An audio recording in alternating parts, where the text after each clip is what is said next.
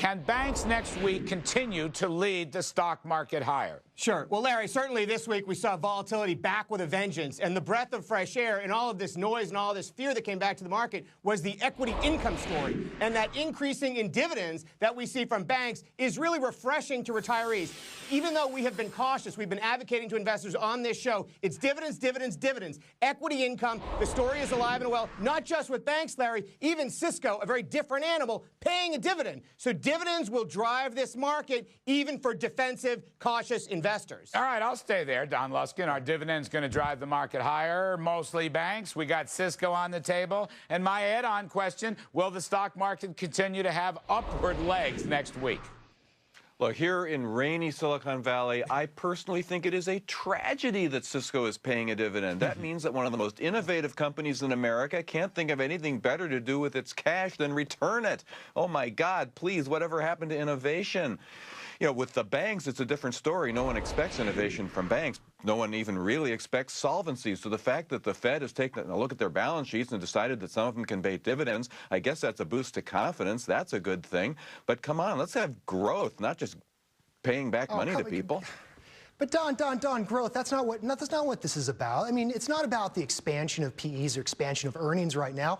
Your reason is treason. There's no reason why this market should be doing anything other than responding to a low-risk premium versus bonds and stocks. And the fact that over the last 10 years, stocks have been hammered and bonds have just recently reached their zenith. I think investors should look at their confidence level, how they feel about it. If Cisco really needs to put a dividend to make people feel better about it, then let it happen. We need everything we can to boost investor sentiment. I think the actual fundamentals are not quite as wonderful as you might make it out, even though I'm with you and I'm bullish. Don, you have a riposte to that riposte? I'm trying to process all of it, Larry. I guess all I'm saying is that what investors really want, if bonds are at their zenith and everybody's got to get out of bonds, if that was overdone, if that's all risk and no return, then why do stocks want to act more like bonds? Why do they want to be more like why do they want to be dividend instruments, income instruments? Stocks are fundamentally growth instruments. They're call options. They're a call on the upside. If Cisco is telling the shareholders that there is no upside anymore, that ain't a good signal. If that restores confidence, well, all that tells you that confidence is so shattered that even a story like that might restore it a little bit. That's not a good message. All right. Don, it's dividend blasphemy is what you're telling us. It's dividend blasphemy. A third to a half of the total return of the market is dividends historically. This is a good thing for individual investors. Wait a second. Treason, blasphemy, these words. What are you saying? What are you doing next? Dopery? Man, this is March Madness this evening. Thank you, gentlemen. I appreciate it. Larry Glazer, let me stay with you. Sure. We had some bad inflation reports this week. Absolutely. And today, it's very important, today after the G7 intervention, yes, fortunately, the dollar went up against the yen. But here's my question. With the dollar at almost a 10-year low on the index, does that trouble you, and should that trouble stocks?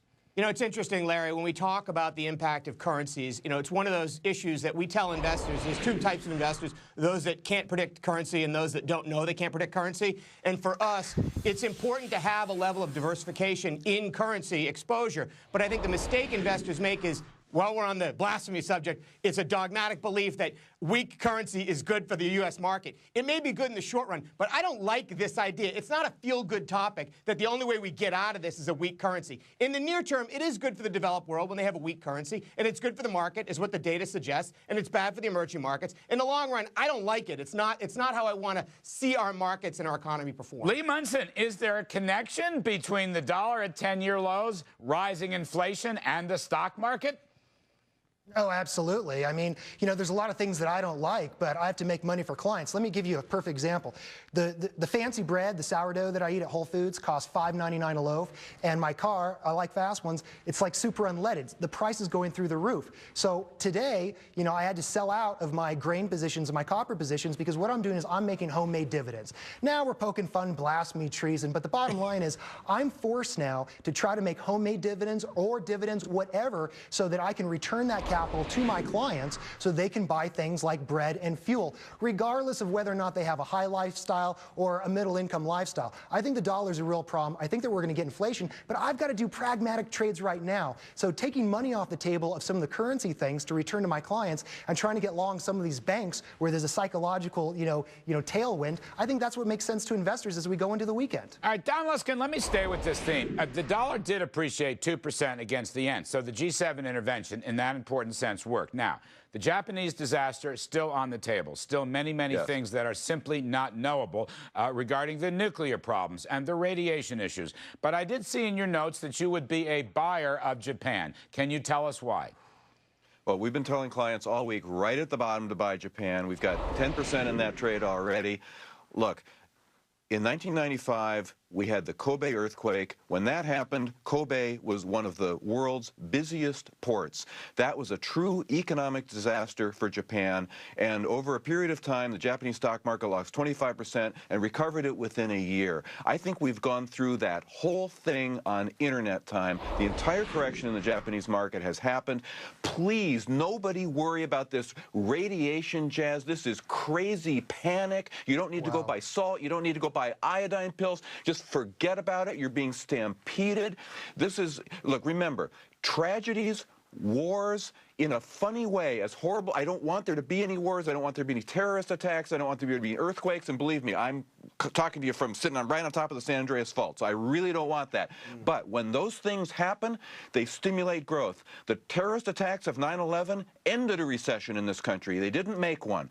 And that earthquake in Japan last week is going to end their 15-year recession. It's not going to make one. You want to buy that country. All right, I hear you, but No, Don, you're being insincere intellectually. Listen, I'm a trader. I'm a pirate. I got to make money for things. I agree with you. I don't think people should overreact, but you have to want to have some level of tragedy in this market to create some volatility. I think you're being insincere saying that you don't want it to happen. If we don't get volatility, how am I supposed to get trades this week if I don't have people freak out? If we don't have, if there's radiation or no radiation, if the government covers it up or not, we need those things. I think that we should be more honest with the public that we're looking for big events look, this is just ridiculous. This is just absurd. I'm not going to take this. Don't accuse me of insincerity. I'm the one who's telling you there is no radiation panic. I'm the one who's saying don't panic, all right? So where's the insincerity in that? Come on. Give it a rest. Because I don't think that you actually know, neither do I. I don't think anybody knows what's going on over there. I think that the governments have controlled the information. And listen, Don, I agree with you. I think it's, I'm not taking the shot on Japan because it's not my bag of tea. But, I think that if you want to take a shot at something that's oversold, I think it's fine. But we can't sit here on TV and say that we actually know what kind of radiation is going on there. I don't think that we know. I think that we have to look at the psychology of the market. It's nothing. It's nothing. If I'm wrong, send me a bill. Right. I guarantee you this is not an issue. All right. It's an interesting point of view. I don't know that anybody really knows, but it's an interesting point of view. Larry Glazer, let me come in. Japan or America, Larry? Simple question. Investing in Japan or investing in America? Sure, Larry, and as we've been advocating here on the show over the last month, it's actually, to us, it's the developed world. I mean, we view the emerging markets and we do the developed world. Japan was very cheap prior to the situation. Japan has a history of rebuilding. There are a lot of positive things. They're hidden up by a 20-year bear market in Japan. So I think there are plenty of opportunities for daring investors in Japan. And in this case, I actually support Don's view. However, I wouldn't lose sight of being at home. IFA is a great way for investors to play the developed world, and I think we lump in a lot of those areas together. These are going to be places with a lot of opportunity, a little bit more stability of principle during times of turbulence, and Japan, it all falls in that category. Lee Munson, I just want to be sure. What is your investment strategy right now? What is your favorite leading investments? Where are you going next week, buddy? Next week we just took possession. It might go over a lot of people's head, but we sold a lot of puts on the NASDAQ, which means that as of right now, I own a lot of the NASDAQ 100, the Qs. I like Goldman Sachs. It's, same idea. I like that they paid off the debt. I like John Deere for the ag story. We recently bought some rig. It's just an energy play. I just don't, listen, anybody who wants to take a shot on Japan, that's fine. I'm not playing the IFA. 20% of the IFA has Japanese exposure. I'm just staying here in the US of A. I'm bunkering down. I'm trying to make money just like the other two guests. Don Luskin, is there an energy play right now with nuclear power in disfavor for the moment because of the Japanese disaster?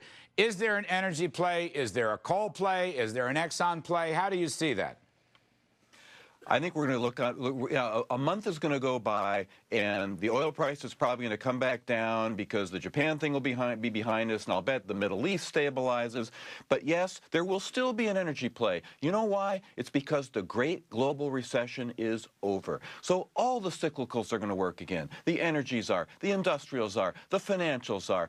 Guys, we're in a bull market. At this Don, exact moment, we are in a correction in a bull market. If you come in Monday morning and oil is up $20 a barrel, let's say there's a conflict, God forbid, in Nigeria, or let's say there is an issue in Saudi Arabia, up $20 a barrel, does that derail your optimism? Does that have any impact on your investment strategy? Don?